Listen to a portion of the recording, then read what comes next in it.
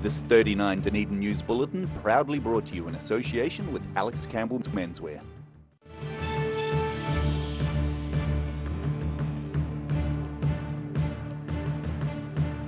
Tonight on 39 Dunedin News, a concerned resident questions efforts to stem erosion at Middle Beach after delays to scheduled work. The brutal effects of dangerous driving are put on show for hundreds of teenagers from around the region. And cleaning up after taggers is getting special attention from a local group.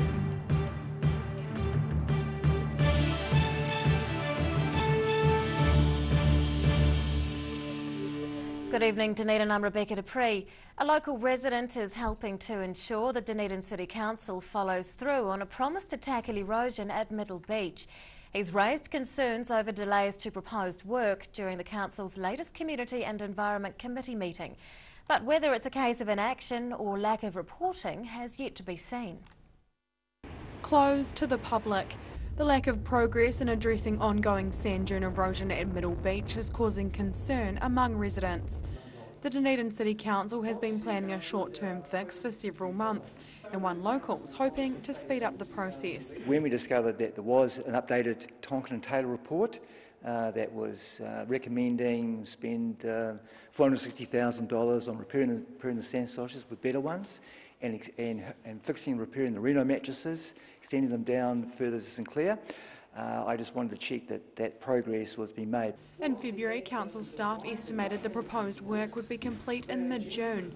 It's that deadline Weggery's trying to hold the council to, and he's happy councillors and staff are taking his thoughts seriously. I think I've started a process with them to try and work out ways that they can get regular updates on other issues, like South Dunedin, you know, what are we doing there? And I think that this is going to help council and staff come together and work together a lot better, perhaps, as it has been in the past. Winter storms last year battered Middle Beach, adding to the already well-established erosion problems. While Weggery is confident the council's finally getting on with solving the issue, he says the public needs to be kept in the loop. It's important in an open, transparent city like ours that everybody keeps informed, because there's some real nervous people out there who face the beach. The council's still committed to doing the work and is sharing updates publicly through the St Clair Action Group.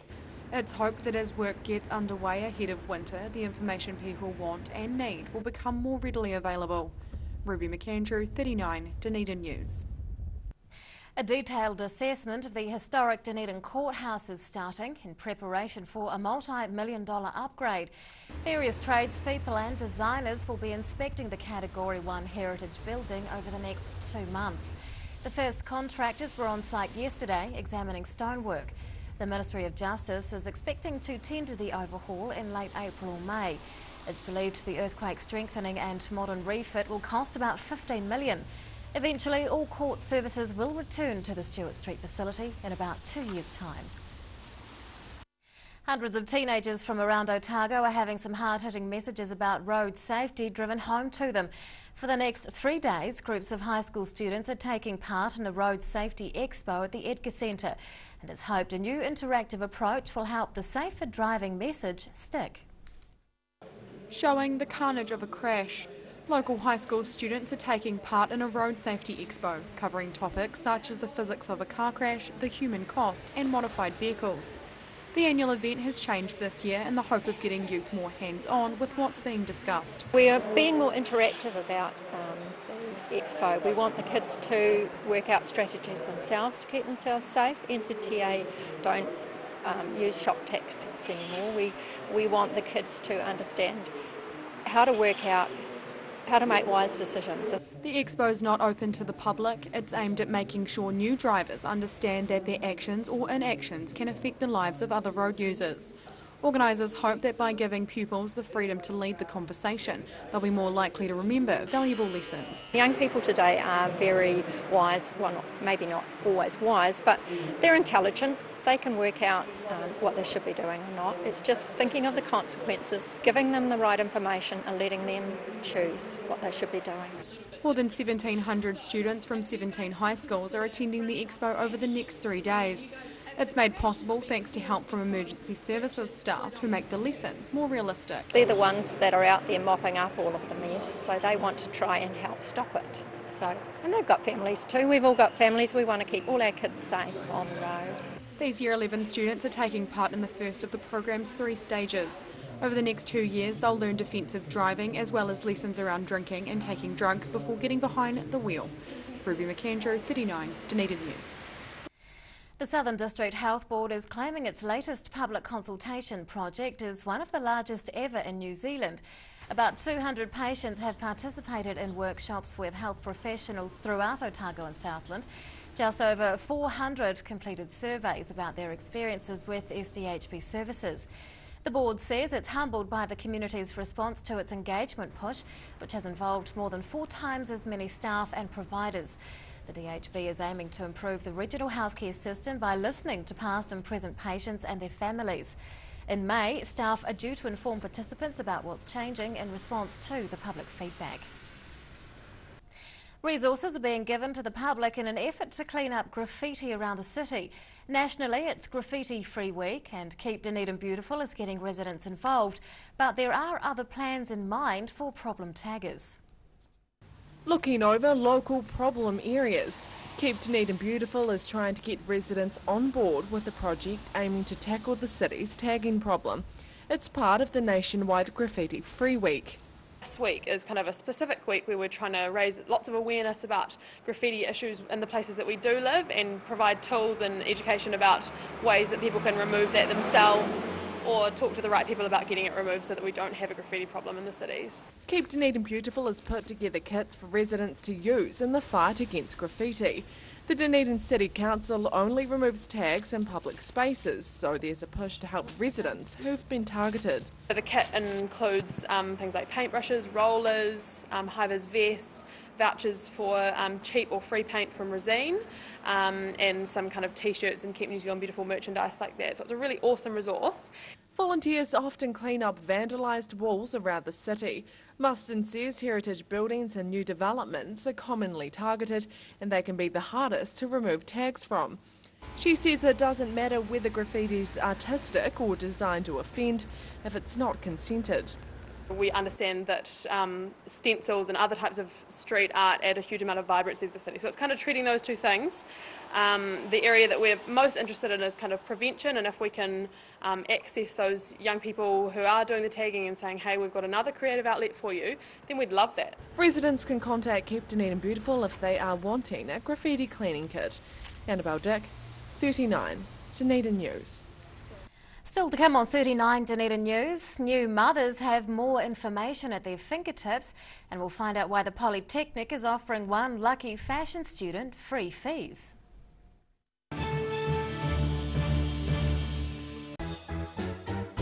Every reason, every season, we're proud to dress the region. Alex Campbell menswear, it fits.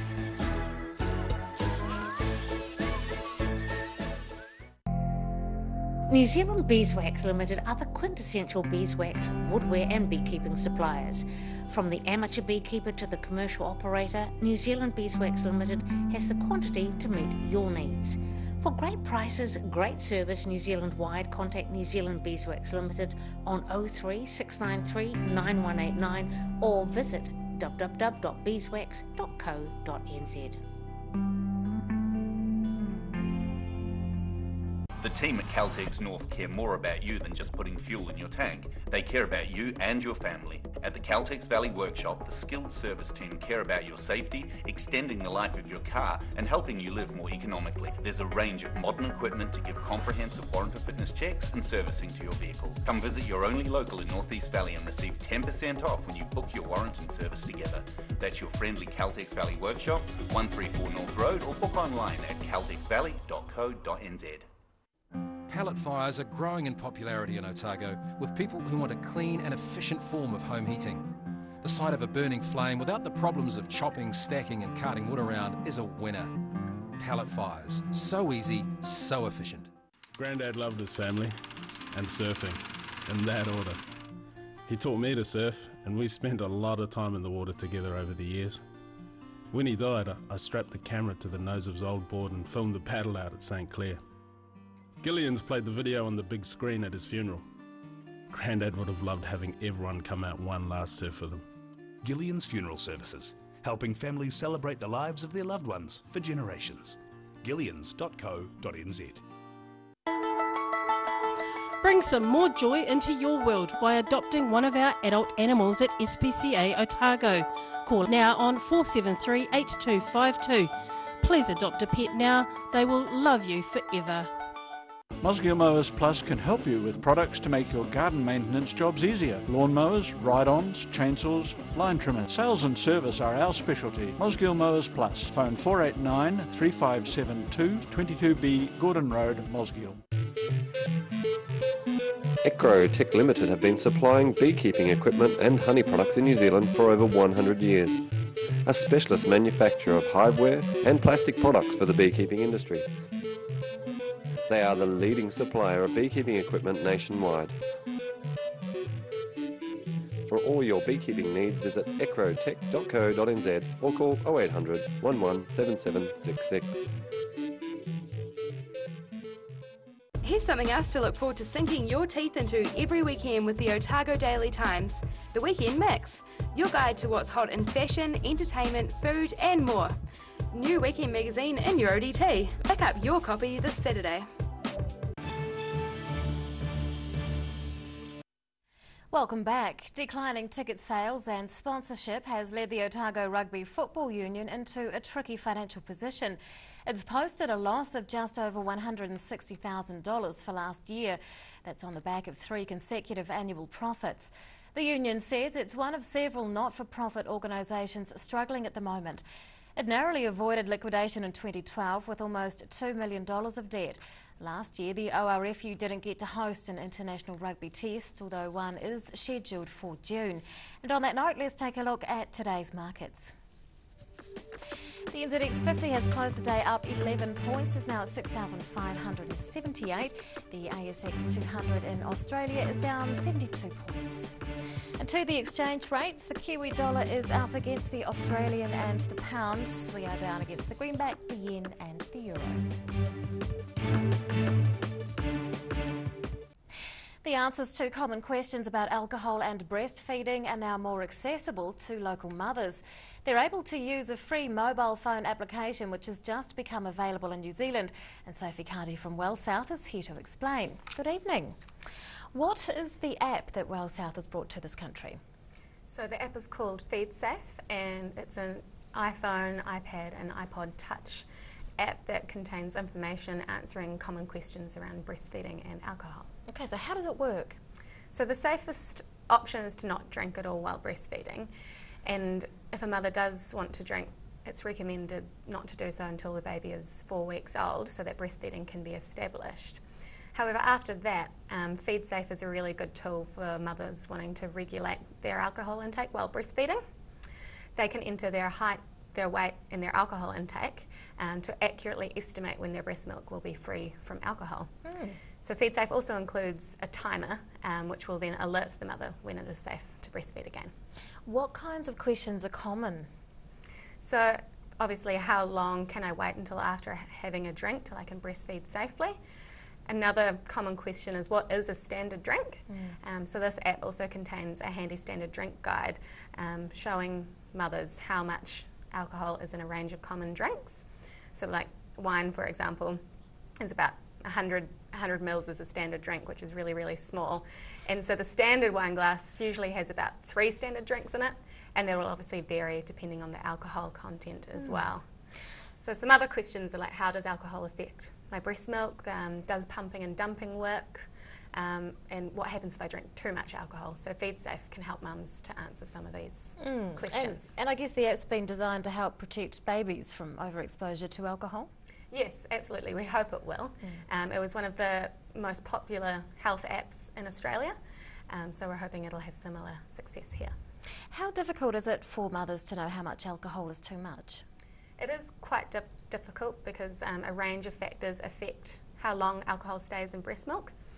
So obviously a mother's height and well, their weight affects it, and how much alcohol they've consumed and what type of alcohol they've consumed, and also what they've eaten and when they ate and how much they ate. So those are all some of the factors, so it can be quite difficult. What problems can occur if a breastfeeding woman does have too much alcohol? So it can affect milk production and a number of the milk properties, and this then can affect the baby's sleeping patterns and affect baby's brain development and early learning. And then the app is available right across New Zealand? Yep, it's available everywhere. So we're focusing our promotion here in Otago and Southland. Where was it developed? So the app was developed in Australia. So I'll just have it was developed by the Australian Breastfeeding Network, Reach Health Promotion Innovations and Curtis University. So Wales South Primary Health Network has been working with those collaborators to bring it over to New Zealand and make it suitable for New Zealand Ministry of Health guidelines. How many mothers locally have used it? So we've had 72 downloads in total, but that was a couple of weeks ago, so hopefully we have more. And we had one local mother, Azaria Woodford, test it for us, and she said it was a really great visual tool which she loved using because it meant she didn't have to think back to when she last had an alcoholic drink, and she could change the timer. You can just tap it and it can change from the time that you drank or how long you've got to go. Sounds very useful. Sophie Carty from Wellsouth, thanks very much for your time. Thank you. After the break on 39 Dunedin News, Otago Polytechnic offers free fees to one fashion design student, and we meet some of the new arts fellows making Dunedin their home.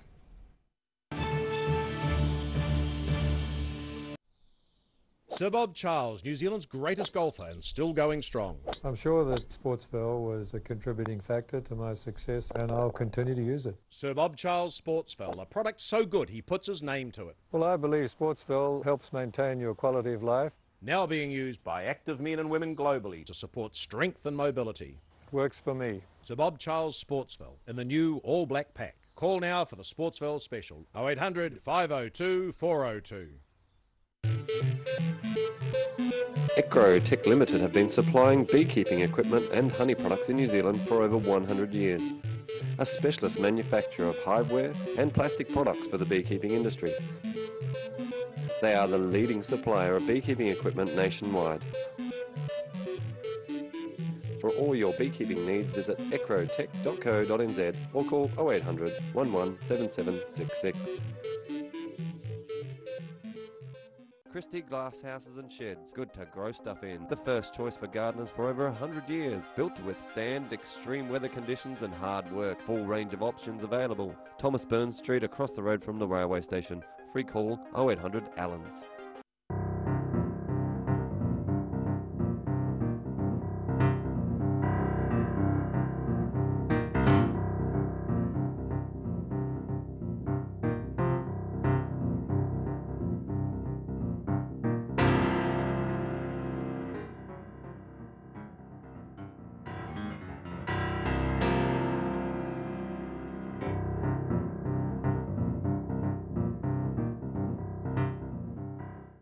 For professional, reliable and approachable service where your dream kitchen design can become an affordable reality, contact the team at Kitchens for Less. Call 455 9973 or visit us online.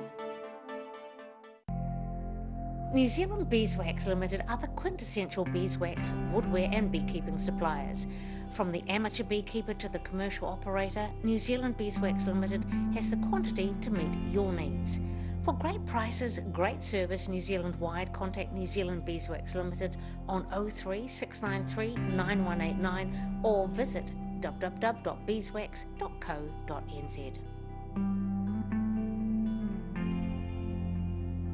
Pregnant? Need to talk? 24 hours a day, 7 days a week. Pregnancy counselling services are here to help. It's free. It's confidential. Call us now on 0800 773 462.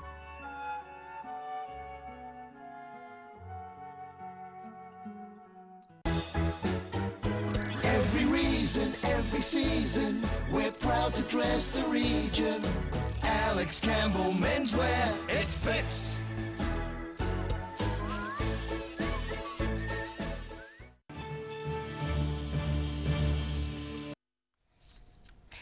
Welcome back. A collection of rare documents belonging to a prominent former resident has been donated to the Hocken Library. The material relates to Henry Tuesley, a Dunedin manager and partner of Sargood, Son and Ewan Limited. His descendant, Ali McBride, gifted the items, including a book of letters Tuesley wrote to friends and family. They cover the last 2 decades of his life, from 1860 to 1879. Hundreds of family photographs over several generations were also donated. Tuesley was on the Chamber of Commerce and Harbour Board and was a founding parishioner of the St John's Church in Roslyn. A new incentive is being added to the city's strong focus on emerging and sustainable design.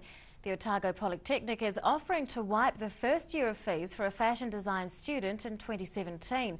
And the scholarship is tied in with several events on this year's calendar.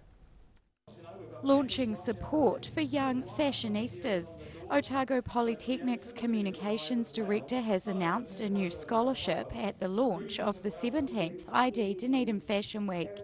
It's covering a student's fees for the first year of the fashion design degree and may be continued on a yearly basis. This is our 50th year. We're in a wee bit of a party mood, you could say, so we think we should share some celebration, and I'm sure we'll review that type of thing as we go into the future. The scholarship's worth about $8,000. It's the first of its kind, further cementing the relationship between the Polytechnic and ID. Already, that bond has catapulted the Emerging Designer Awards to international success. It's about collective opportunity and collective responsibility as a city. If we all act together, we become very powerful and people stand up and take notice. The Polytechnic's also using the scholarship to enhance its sustainable profile. The recipient will have to demonstrate a passion and flair for using less wasteful methods of clothing design and production.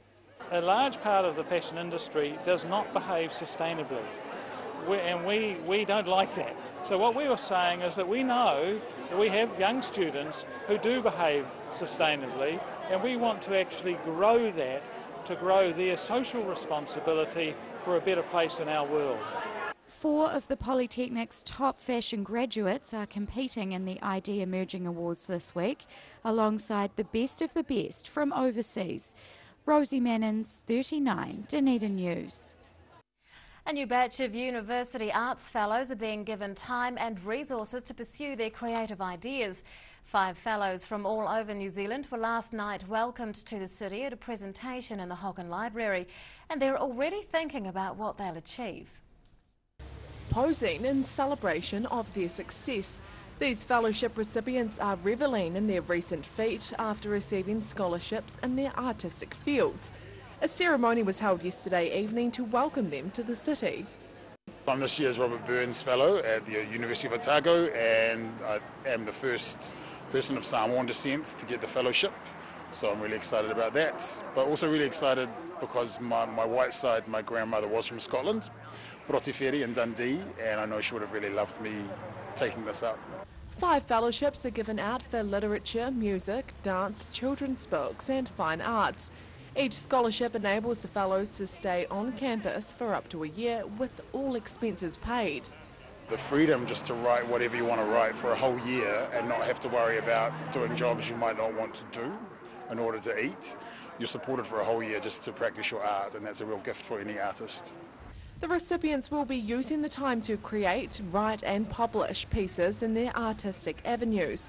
One of the fellows hopes to use this year to experiment with music and create different sounds. Interest of mine is to transcribe using technology in my ear things from my everyday life, things like a tui song or a water dripping into a glass or some kind of speech and reconfigure it for instruments. These fellows will go on to join notable past recipients such as Janet Frame, James K. Baxter and Ralph Hotere. Annabelle Dick, 39, Dunedin News. The Otago University Students Association has come under fire from students on social media about this weekend's Hyde Street party. This morning, the OUSA posted online asking students not to wear a range of costumes which could be seen as offensive. That included likenesses of infamous entertainer Bill Cosby and transgender woman Caitlyn Jenner.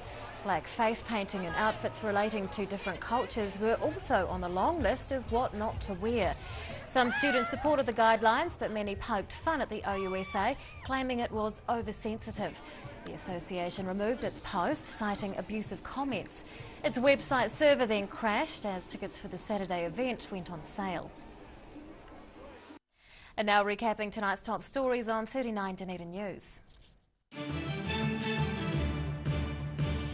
Fresh concern about erosion at Middle Beach has prompted a resident to demand updates from the City Council over a planned short-term fix. Authorities and emergency services are hammering home the road safety message to hundreds of local teenagers through an interactive expo. And residents are being offered free graffiti cleaning kits by Keep Dunedin Beautiful as part of a wider effort to tackle tagging. It's time now to find out what's going to be on the pages of Wednesday's Otago Daily Times. We're joined by Deputy Editor Craig Page. Good evening. Good evening, Rebecca. Yeah, we're having a look tomorrow at the dairy downturn and the impact of so many dairy farmers, of course, down this neck of the woods. We're having a look at the impact on them. We've spoken to the Otago Rural Trust, which is offering a support network for local farmers. They've had a noticeable increase in people contacting them for advice and support in recent weeks. They've also had additional funding, which has allowed them to get 4 more mentors in place. So their message is if you need help, come and ask for it because they're there. We're also, this morning we reported on the RRFU losing $162,000 in the last financial year. Netball South's in a similar situation. It's going to lose $95,000 in this last financial year as well. Posing questions, I guess, about the future of professional and semi-professional sport down this neck of the woods. And on a lighter note, we've got a spectacular photo of some Hector's dolphins playing on Otago Harbour, taken by Stephen Jackery. The weekend, they're an endangered species, of course, but Doc's telling us there's good signs for Hector's dolphins locally with numbers on the increase, so it's good news there. That is some wonderful news. Looking forward to seeing that picture. Thank you, Craig. Thank you. Time now for local weather. This weather report proudly brought to you in association with Silverhorns Sportsville.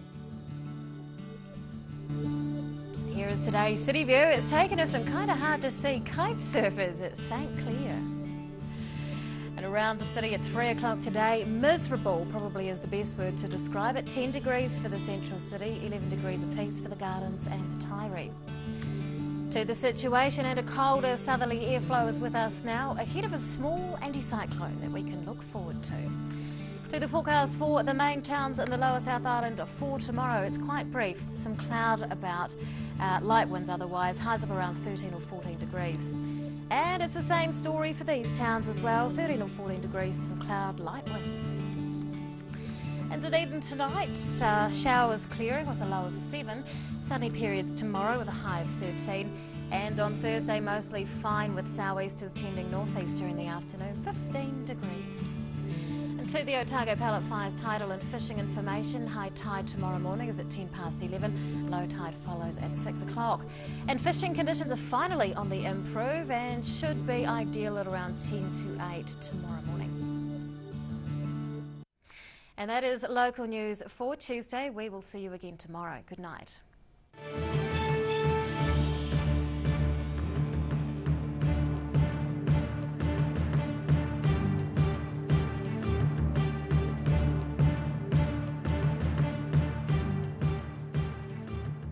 This 39 Dunedin News Bulletin proudly brought to you in association with Alex Campbell's Menswear. Supporting local content so you can see more of New Zealand on air.